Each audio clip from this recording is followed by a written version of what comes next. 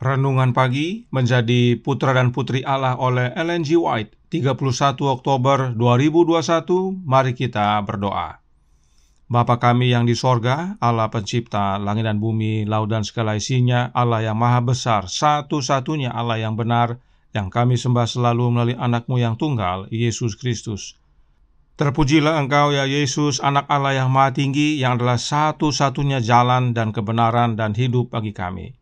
Pada pagi hari ini kami bersyukur boleh bangun dan berbakti, dan sebagaimana membaca dan mendengarkan nasihat firman-Mu, kiranya ini menjadi sukacita bagi kehidupan kami, bahwa kami tinggal dalam Yesus dan Yesus tinggal di dalam kami. Beserta kami sepanjang perbaktian ini, kehendak-Mu yang jadi. Ampun kami akan dosa dan salah, karena kami berdoa hanya dalam nama anak Allah yang tunggal, Yesus Kristus, yang adalah Tuhan dan Juru Selamat kami. Amin. Renungan hari ini akan dibacakan oleh Ibu Grace Silitonga. Silahkan Ibu Grace. Selamat pagi. Renungan pagi kita hari ini tanggal 31 Oktober 2021 berjudul Kita Bersukacita dalam Tuhan. Ayatnya terdapat dalam Mazmur 104 ayat 34. Biarlah renunganku manis kedengaran kepadanya. Aku hendak bersukacita karena Tuhan. Sandarkanlah diri Anda sepenuhnya di tangan Yesus. Renungkan kasih-Nya yang besar, dan saat Anda merenungkan penyangkalan diri-Nya, pengorbanannya yang tak terbatas dibuat untuk kita agar kita harus percaya kepadanya, hatimu akan dipenuhi dengan sukacita suci, kedamaian yang tenang, dan kasih yang tak terlukiskan. Ketika kita berbicara tentang Yesus, ketika kita memanggil Dia dalam doa, keyakinan kita bahwa Dia adalah Juru Selamat kita yang pengasih akan menguatkan, dan karakternya akan tampak lebih dan lebih indah. Kita dapat menikmati kasih yang sempurna, dan sementara kita sepenuhnya percaya bahwa kita adalah milik-Nya melalui adopsi, kita mungkin sudah merasakan suasana surga. Tunggu Tuhan dalam iman. Tuhan menarik jiwa dalam doa dan membuat kita merasakan kasih-Nya yang berharga. Kita memiliki kedekatan dengannya dan dapat mengadakan persekutuan yang manis dengannya. Kita memperoleh pandangan berbeda tentang kelembutan dan belas kasihan-Nya, dan hati kita hancur dan dilebur dengan merenungkan akan kasih yang diberikan kepada kita. Kita benar-benar merasakan Kristus yang tinggal di dalam jiwa. Kedamaian kita seperti sungai, gelombang demi gelombang kemuliaan bergulung ke dalam hati, dan kita bersama dengan Yesus, dan Dia bersama kita. Kita memiliki rasa kesadaran akan kasih Tuhan, dan kita bersandar pada kasih-Nya. Tidak ada bahasa yang bisa menggambarkannya. Itu di luar pengetahuan. Kita adalah satu dengan Kristus, hidup kita disembunyikan dengan Kristus di dalam Allah. Kita memiliki kepastian bahwa ketika Dia yang adalah hidup kita datang, maka kita juga akan tampil bersama Dia dalam kemuliaan. Dengan keyakinan yang kuat, kita bisa menyebut Allah Bapa kita. Apakah kita hidup atau mati, kita adalah milik Tuhan.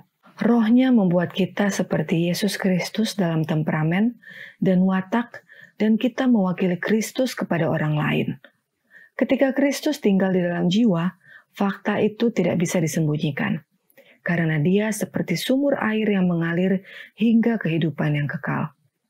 Kita hanya bisa mewakili keserupaan dengan Kristus dalam karakter kita, dan kata-kata kita, pengabaian kita, menghasilkan dalam diri orang lain kasih yang dalam, taat, semakin meningkat bagi Yesus, dan kita menjadikan nyata bahwa kita selaras dengan gambar Yesus Kristus. Terima kasih. Terima kasih atas penata layanan Ibu Grace. Tuhan Yesus memberkati. Selamat pagi saudaraku dalam Tuhan. Renungan hari ini dikutip sepenuhnya dari surat Nyonya White nomor 52 tahun 1894 yang ditujukan kepada saudara McCoy yang sedang berangkat berlayar. Di dalam suratnya, Nyonya White dengan jelas berulang-ulang menyatakan pentingnya Yesus tinggal di dalam hidup kita. Kita ikuti beberapa cuplikannya agar menjadi kekuatan dan sukacita dalam Tuhan. Suratnya nomor 52 tahun 1894 paragraf pertama berkata, Saat engkau berlayar di perairan Pasifik, doa kami akan mengikutimu. Bersyukurlah kepada Tuhan bahwa Yesus adalah panglima utama di atas kapal, dan Dia akan membawamu dengan selamat ke tujuanmu. Ellen G. White memulai suratnya dengan menyatakan bahwa Yesuslah panglima utama di atas kapal yang ditumpangi oleh saudara McCoy. Sebab memang Yesuslah kapten kapal yang menjaga bukan hanya penumpangnya tetapi juga kapalnya. Ellen G. White, 1888 Materials, halaman 1001, paragraf 3, berkata, Kristus ada di atas kapal. Percayalah bahwa Kristus adalah kapten kita, bahwa Dia akan menjaga bukan hanya kita, tetapi juga kapalnya. Jika Roh Nubuat katakan bahwa Yesus ada di atas kapal, bagian kita adalah percaya bahwa Yesuslah yang berada di atas kapal kita dan bukan oknum yang lain. Percaya bahwa Yesus yang jaga kita dan juga menjaga kapal kita. Kemudian Ellen G. White melanjutkan, masih dalam surat nomor 52 tahun 1894 paragraf 2 yang berbunyi, mata rantai yang terputus dari rantai keluarga nanti akan dipersatukan kembali dan bersama-samamu akan bertemu dengan Dia yang engkau semua kasihi dan puja, Yesus, pusat dan fondasi dari semua harapanmu, pencipta dan penyempurna imanmu. Saudara McCoy baru saja mengalami kedukaan, dan karenanya Ellen G. White memberikan penghiburan. Dan fokusnya adalah Yesus Kristus, sebab akan ada sukacita di pagi hari yang belum pernah dirasakan sebelumnya oleh orang-orang kudus yang telah ditebus. Karenanya masih dalam surat yang sama, Ellen G. White berkata dalam paragraf 6 yang berbunyi, Saudaraku, kadang-kadang engkau akan sangat diuji dan dicobai, tetapi ingatlah selalu bahwa Yesus Kristus ada di sebelah kananmu untuk membantumu. Kita tidak perlu takut, saudaraku dalam Tuhan, sebab Yesus beserta kita sampai kepada kesudahan. Yesus selalu berada di sebelah kanan kita. Apakah maksudnya berada di sebelah kanan kita? Colporteur Ministry halaman 107 berkata, Tuhan Yesus berdiri di samping dari penjual buku. Berjalan bersama mereka adalah kepala pekerja. Jika kita mengenali Kristus sebagai Dia yang bersama kita untuk mempersiapkan jalan, Roh Kudus yang di samping kita akan memberi kesan perkataan-perkataan yang dibutuhkan. Perhatikan dikatakan Tuhan Yesus yang berdiri di samping, dan juga Ellen G. White katakan Roh Kudus di samping kita. Apakah ada dua, yaitu Yesus dan Roh Kudus yang berdiri di samping kita? Tentu tidak.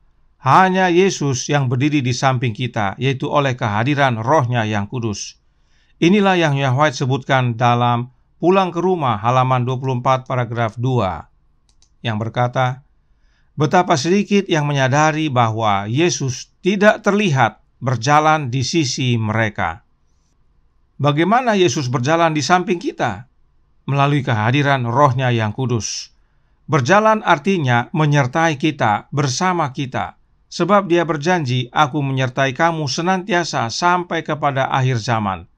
Tidak heran renungan hari ini berkata, sandarkanlah diri Anda sepenuhnya di tangan Yesus, sebab memang Yesuslah yang beserta kita.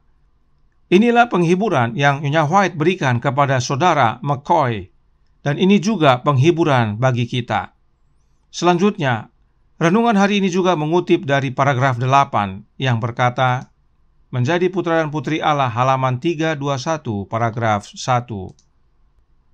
Kedamaian kita seperti sungai, gelombang demi gelombang kemuliaan bergulung ke dalam hati, dan kita bersama dengan Yesus dan Dia bersama kita. Kalimat yang ditandai warna kuning ditulis berdasarkan Wahyu 3 ayat 20 yang berkata, aku akan makan bersama-sama dengan Dia dan Ia bersama-sama dengan aku. Dalam bahasa Inggris dikatakan, we sup with Jesus and He with us. Kata sup artinya makan, namun tidak diterjemahkan dalam renungan hari ini. Nah, Roh Nubuat menjelaskan tentang Wahyu 3 ayat 20 tersebut dalam From Heaven with Love halaman 100 paragraf 2, agar kita mengerti makna daripada makan bersama-sama dengan Yesus. Kita tidak dapat dengan sendirinya mengusir kerumunan jahat yang telah menguasai hati. Hanya Yesus yang dapat membersihkan bait suci jiwa, tetapi Dia tidak akan memaksa masuk. Dia datang ke dalam hati, tidak seperti datang ke Ka'bah yang lama. Tetapi Dia berkata, "Lihat, aku berdiri di muka pintu dan mengetok. Jikalau ada orang yang mendengar suaraku dan membukakan pintu, aku akan masuk mendapatkannya." Wahyu 3 ayat 20. Kehadirannya akan membersihkan dan menguduskan jiwa, sehingga itu bisa menjadi bait yang kudus bagi Tuhan dan tempat kediaman Allah di dalam roh. Efesus 2 ayat 21 dan 22. Kembali perhatikan, Yesus yang mengetuk pintu hati kita, dan bila kita membuka, Yesus yang masuk ke dalam hati kita, bukan oknum yang lain yang bukan Yesus. Yesus yang ketuk dan Yesus yang masuk ke dalam hati kita. Bagaimana caranya? Melalui kehadiran rohnya, roh Kristus. Kita menjadi tempat kediaman Allah dalam roh, sebab memang Yesus adalah Immanuel, Allah beserta kita. Kemudian Roh Nubuat juga berkata dalam Selected Messages buku pertama halaman 369 paragraf pertama, "Lihat, aku berdiri di muka pintu dan mengetok. Jikalau ada orang yang mendengar suaraku dan membukakan pintu, aku akan masuk mendapatkannya dan aku makan bersama-sama dengan dia, dan ia bersama-sama dengan aku. Barang siapa menang, ia akan kududukkan bersama-sama dengan aku di atas tahtaku, sebagaimana aku pun telah menang dan duduk bersama-sama dengan Bapa-Ku di atas tahtanya." Wahyu 3 ayat 20 dan 21. Beberapa orang mungkin berkata, "Mengapa pesan ini terdengar terus-menerus di telinga kita?" Itu karena Anda tidak sepenuhnya bertobat. Anda tidak hidup di dalam Kristus dan memiliki Kristus tinggal di dalam Anda. Inilah makna dari Wahyu 3 ayat 20, bahwa Yesus ketuk pintu hati kita, dan bila kita membuka, maka Yesus sendiri yang akan masuk, yaitu oleh kehadiran rohnya, roh Kristus. Pertanyaannya adalah, apakah Yesus secara lahiriah makan bersama di dalam hati kita dengan kita? Tentu tidak. Makan itu adalah gambaran persekutuan yang erat antara Yesus dengan kita. Maka demikian juga pernyataan Yesus tentang berada di samping kita. Hal itu menyatakan persatuan kita dengan Yesus. Itu sebabnya renungan hari ini menjelaskan tentang hal ini dengan berkata, kita adalah satu dengan Kristus. Hidup kita disembunyikan dengan Kristus di dalam Allah. Maka apa hasilnya? Bila mana kita tinggal dalam Yesus dan Yesus dalam kita? Mari kita baca paragraf 9 dari surat 52 tahun 1894 tadi, yang juga dikutip dalam renungan hari ini, yang berkata, apakah kita hidup atau mati, kita adalah milik Tuhan. Rohnya membuat kita seperti Yesus Kristus dalam temperamen dan watak, dan kita mewakili Kristus kepada orang lain. Ketika Kristus tinggal di dalam jiwa, fakta itu tidak bisa disembunyikan, karena Dia seperti sumur air yang mengalir hingga kehidupan yang kekal. Kita hanya bisa mewakili keserupaan dengan Kristus dalam karakter kita, dan kata-kata kita, kelakuan kita, menghasilkan dalam diri orang lain kasih yang dalam, taat, kasih kepada Yesus semakin meningkat, dan kita menyatakan dalam perkataan serta perilaku kita bahwa kita serupa dengan gambar Yesus Kristus. Inilah berkat bila mana kita tinggal di dalam Tuhan, yaitu Tuhan Yesus. Berkat-berkat ini membawa sukacita bagi kita, sebab bila kita milik Yesus, maka rohnya Yesus akan menjadikan kita serupa dengan Yesus dalam karakter. Dan bila kita serupa dengan Yesus dalam karakter, itulah yang melayakkan kita mewarisi hidup yang kekal. Hidup Yesus menggantikan hidup kita. Kita lahir baru di dalam Yesus. Inilah pentingnya untuk kita tinggal di dalam Kristus, sebagaimana tema besar bulan Oktober ini. Yesus yang menjaga kita, Yesus yang menyertai kita, Yesus yang tinggal dalam hati kita dan ubahkan karakter kita, yaitu oleh kehadiran rohnya yang kudus, roh Kristus, agar kita selamat dan menerima kehidupan yang kekal. Karenanya bersukacitalah di dalam Yesus. Tuhan memberkati, saya bawa dalam nama Yesus. Amin. Mari kita berdoa. Bapa kami yang di sorga, Allah pencipta langit dan bumi, laut dan segala isinya, Allah yang maha besar, maha kuasa, sumber segalanya, yang kami sembah selalu melalui anak-Mu yang tunggal, Yesus Kristus. Terima kasih atas nasihat indah pagi hari ini, agar kami bersukacita di dalam Tuhan, yaitu Tuhan kami, Yesus Kristus. Sebab segalanya Allah Bapa sediakan di dalam Dia. Yesus yang menjaga kami, menyertai kami, beserta kami, tinggal dalam hidup kami, dan mengubahkan karakter kami agar kami layak mewarisi kerajaan sorga.